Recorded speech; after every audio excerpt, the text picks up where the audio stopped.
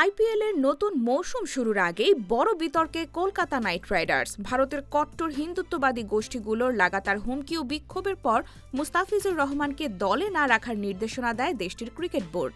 সেই নির্দেশ মেনেই 9,20,00,000 রুপিতে কেনা এই বাংলাদেশি তারকাকে ছেড়ে দিতে বাধ্য হয় কলকাতা। তবে কেকেআরের এই সিদ্ধান্তে ক্ষোভ বাংলাদেশের ক্রিকেট প্রেমীদের মধ্যেও ছড়িয়ে পড়েছে। সামাজিক যোগাযোগ মাধ্যমে অনেক সমর্থকই আইপিএল বয়কটের ডাক দিচ্ছেন। তাদের অভিযোগ, মাঠের খেলায় রাজনৈতিক চাপ ও সাম্প্রদায়িক ভাবনা ঢুকে পড়া খেলার চেতনাকে প্রশ্নবিদ্ধ করছে। একই সঙ্গে এ ঘটনাকে নজিরবিহীনও বলছেন অনেকেই। এদিকে মুস্তাফিজের জন্য বিষয়টি অত্যন্ত সংবেদনশীল সময় এসেছে। সামনেই টি-20 বিশ্বকাপ, বৈশ্বিক টুর্নামেন্টে ভারতের মাটিতেই 4টি ম্যাচ খেলবে টাইগাররা। প্রশ্ন উঠছে, ভারত কেবল দ্য ফিজের নিরাপত্তা দিতে না পারলে পুরো বাংলাদেশের নিরাপত্তা কিভাবে দেবে? এক্ষেত্রে বিসিবির কঠোর অবস্থানের দাবিও তুলেছেন ক্রীড়াপ্রেমীরা।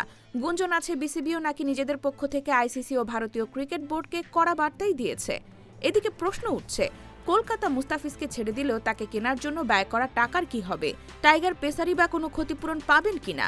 সাধারণত ইনজুরি বা খেলোয়াড় নিজে সরে দাঁড়ালে অর্থ ফেরত পাওয়া যায় না, কিন্তু মুস্তাফিজের ক্ষেত্রে বিষয়টি ফোর্স মাজর হিসেবে বিবেচিত হচ্ছে।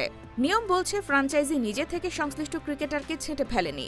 বিসিসিআই সরকারিভাবে হস্তক্ষেপ করে নির্দেশ দিয়েছে মুস্তাফিজকে আইপিএল থেকে বাদ দেওয়ার জন্য, কারণ এমন এক পরিস্থিতি তৈরি হয়েছে যেটা কেকেআর বা মুস্তাফিজুরের হাতে নেই। এই ক্ষেত্রে কেকেআর অর্থ দিতে বা চুক্তির শর্ত পূরণে বাধ্য নয়। তবে বিসিসিআই বা কেকেআর এর কাছে ক্ষতিপূরণ দাবি করার রাস্তাও খোলা আছে মুস্তাফিজের। কিন্তু যদি ফিজ ক্ষতিপূরণ দাবি করেন, সেই অর্থ কে মেটাবে সেই নিয়েও কোনো স্পষ্ট নির্দেশ নেই।